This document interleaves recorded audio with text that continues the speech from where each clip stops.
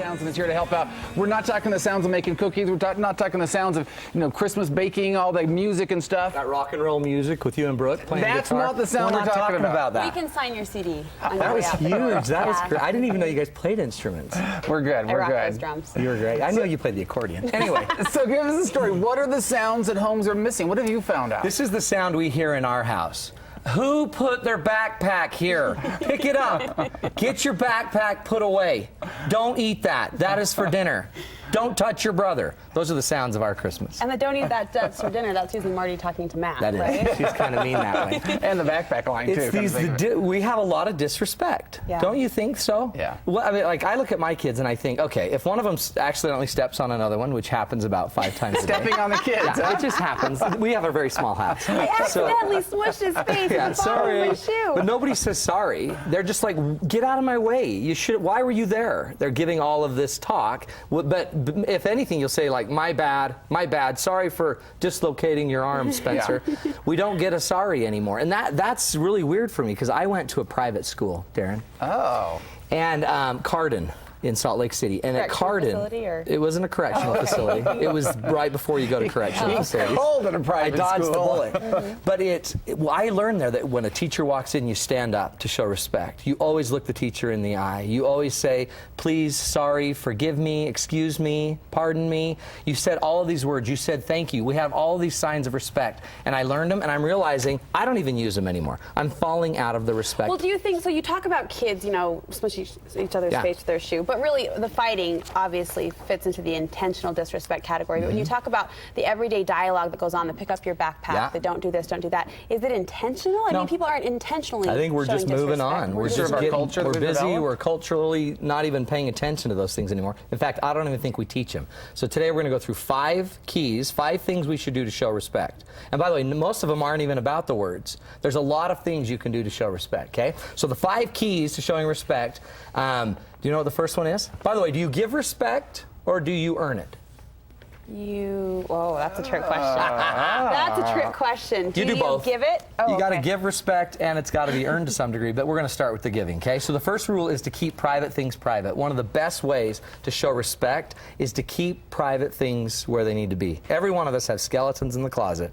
I know Darren's been investigated for months, and I'm not going to bring it up. I was cleared of everything. I'm not going to bring any of that out, Darren, because you're messed up. But look at that. Private stuff needs to be kept private. If you know that I have a secret about you, and I'm going to honor your secret, not like it's a bad secret, but I know how you really are at times. If I honor that secret, then what am I telling you? That you respect him. I will respect you, and I don't respect you because you're perfect or because you're bad. I respect you because you're safe with me. I'll create a space of safety for you. All of us need to know that we're safe at home. We can't let our secrets going out. What sort of secrets are we talking about? Well, think about a wife that it goes to her parents and talks about financial stress. And how her husband's not making enough, and telling, now she's doing it because she needs someone to vent to. But that secret, that's something that might be private and personal, that when the husband finds out that you're sharing that might be something really important. So the rule about that is find out first.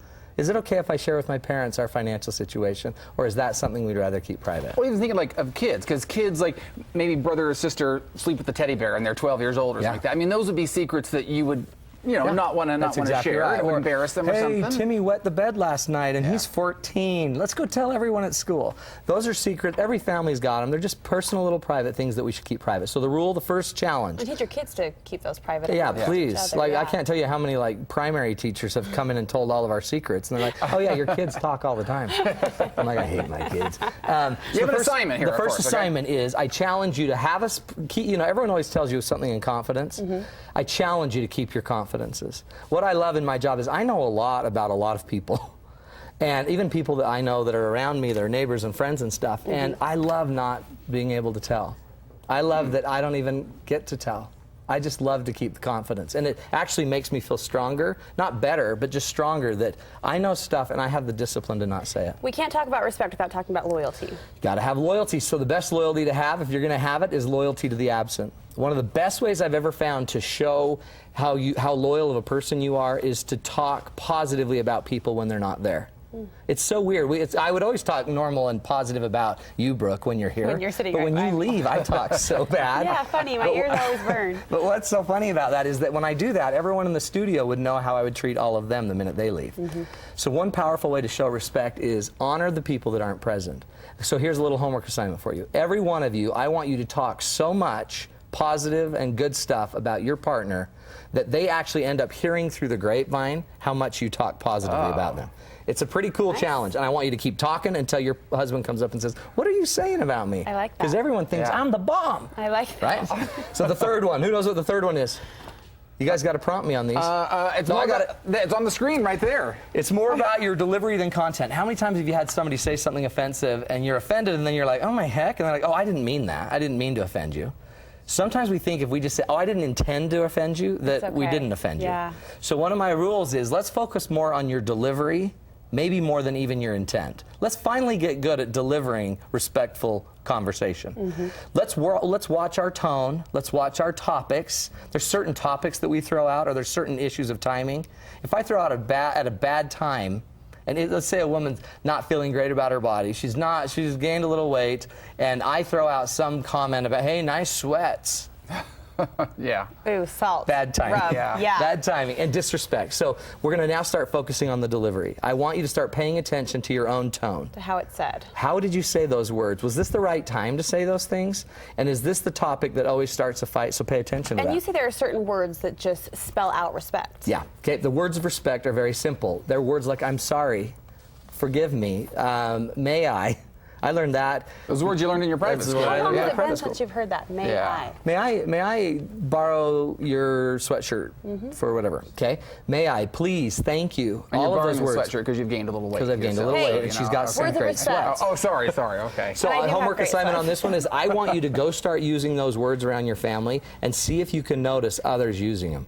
So start saying please and thank you and forgive me and excuse me, stuff like that. Okay, one last assignment for us. Last but not least is the best way I believe to show respect to somebody is to pay attention.